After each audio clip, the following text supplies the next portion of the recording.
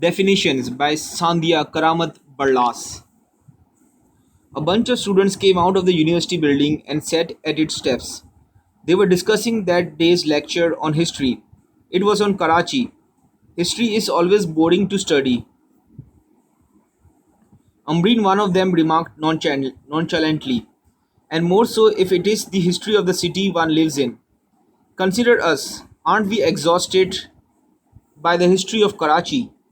History is boring, Farhan intervened. No doubt, but Karachi can't be labelled as boring, can it? He looked towards the others for approval. Yeah, Shahid agreed. Karachi can be anything but not boring. You all are talking about Karachi. Rihanna began in a slow manner, but nobody, including myself, knows what Karachi really is, or its definition. Why not define it first? Nothing could be heard for a few minutes, except the chirping of birds in the warm, bright sun of noon. Got it, came the abrupt cry from Benazir, who had been silent from the very beginning. Startled all, including the now abashed Farhan. I had been thinking for a very long time what Karachi is. I have now decided one thing, that the K in Karachi stands for kaleidoscope. Don't you agree that Karachi is virtually a kaleidoscope? What childishness! Seher frowned at both Benazir and her suggestion. It's not childishness, Seher. Benazir defended herself. This dictionary defines kaleidoscope as a tube that you look through to see brightly colored patterns, which change as you turn the end of the tube. Now you all listen to me carefully and no interruptions, please. Imagine Karachi as the tube. See the various modern and past people and people of different religions living in Karachi, the tube. The different types of people are the patterns. Turning the end of the tube is like the years passing. With these passing years, the different groups of people, the patterns change, as do the people's thoughts. Thus, it would not be incorrect to say that the K in Karachi stands for kaleidoscope. Benazir looked towards the others for their opinion. All of them clapped loudly in admiration. As the applause subsided, Umbreen, forgetting the incident that had resulted in the group silence some time ago, started talking keenly. And the A in Karachi indicates action or activity. You know how lively people are here? Lively and busy.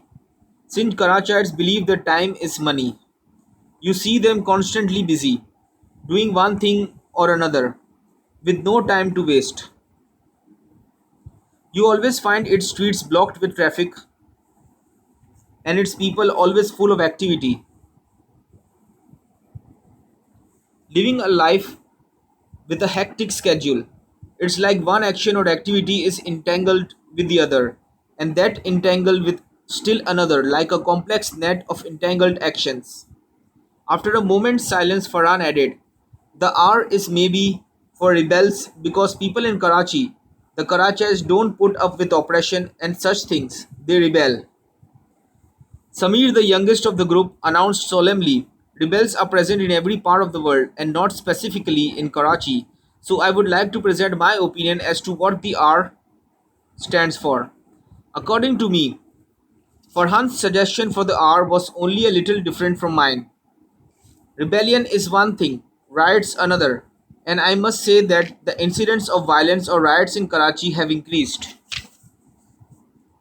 immensely these days. Riots, the R are central to the definition of Karachi. What about the second A? Shahid asked, adjusting his spectacles. They all looked pensive, trying to figure out in their mind what the second A meant. While thinking, Benazir noticed a girl sitting at the far end of one of the building steps at which they were sitting. The girl was writing something. Benazir nudged Shahid, who sat next to her, and pointing towards the girl whispered, see, Shahana the bookworm. Why is she sitting near us today? God knows why, Shahid mumbled indifferently. The second A is for abductions, he said happily, glad at the thought that he had found the answer.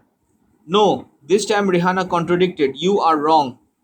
Why, Shahid asks? Karachi is one of the most dangerous cities of Pakistan in terms of target killings, kidnappings, terrorist activities, etc.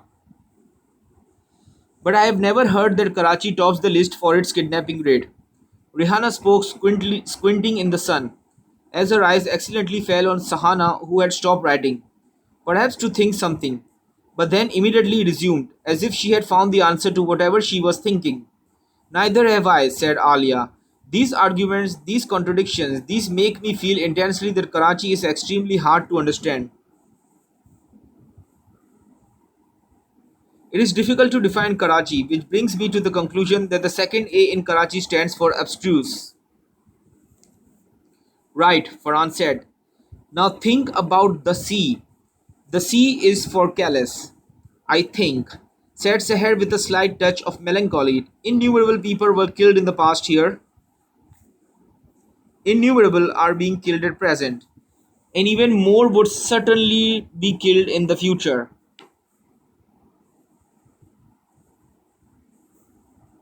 And Karachites continue to mourn their loved ones' deaths, and yet continue to go on.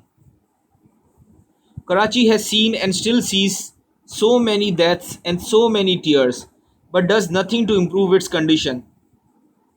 So can't we say that Karachi is unsympathetic, insensitive, and pitiless? I mean, callous? They all nodded in affirmative. I know what the H denotes, said Shahid with great certainty. Hemoglobin is the red substance that carries oxygen in the blood. And our history professor has told us that Karachi has been the largest commercial and industrial center of the country since I don't remember since when.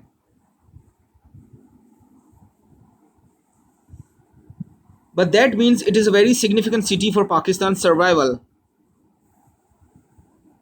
And as you all know, oxygen is essential to all living things. And hemoglobin, the red substance, is what helps transport oxygen in the blood. Imagine Pakistan as blood, merchandise as oxygen, and Karachi as hemoglobin. Isn't everything clear now?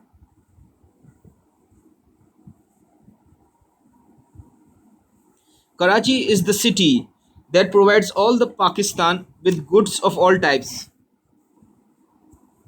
So H is for everyone in the group accompanied him in saying hemoglobin. Now come quickly to the I, Farhan urged. There is an ivy plant climbing our house, Rihanna said, watching the sunlit sky. It needs to be cut very frequently as its growth rate is very, very high. It's an evergreen plant. It keeps growing, be it spring or autumn. I am comparing it with Karachi. Look, in Karachi the death rate is high. But isn't the birth rate as well?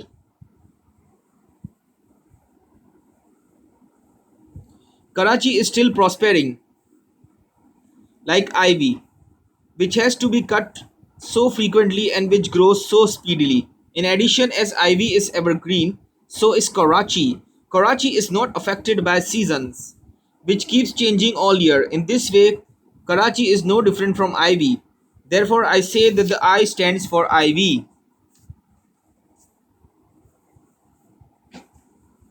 And with this, Miss Philosopher brings us to the end of this conversation, Alia said out of respect and praise rather than derision. As they were about to get up, after hugs of congratulations all around, they saw Sahana coming towards them. Thank you all for your critical analysis on Karachi, for defining the city actually. She said, I had been with all my might thinking about what story to write for the competition, but had a very vague idea of Karachi. Competition? They all asked in unison. You don't know about the short story writing competition? Shahana exclaimed with astonishment and ardor. Actually, you have to write a short story centered on Karachi. If your story is selected, they would print it in a book. I am sorry I overheard your conversation since you all are strangers to me. But it was so interesting that I could not help stopping here to eavesdrop. Now, with the help of your critical analysis, I have completed a brilliant story. Bye and thank you again. With this, she walked away gleefully. As soon as she had gone, the group members looked at each other. Then quickly pens were brought out from bags and notebooks opened. Now the sound of quick scratching of pens on paper in addition to the chirping of birds could be heard outside the Karachi University building.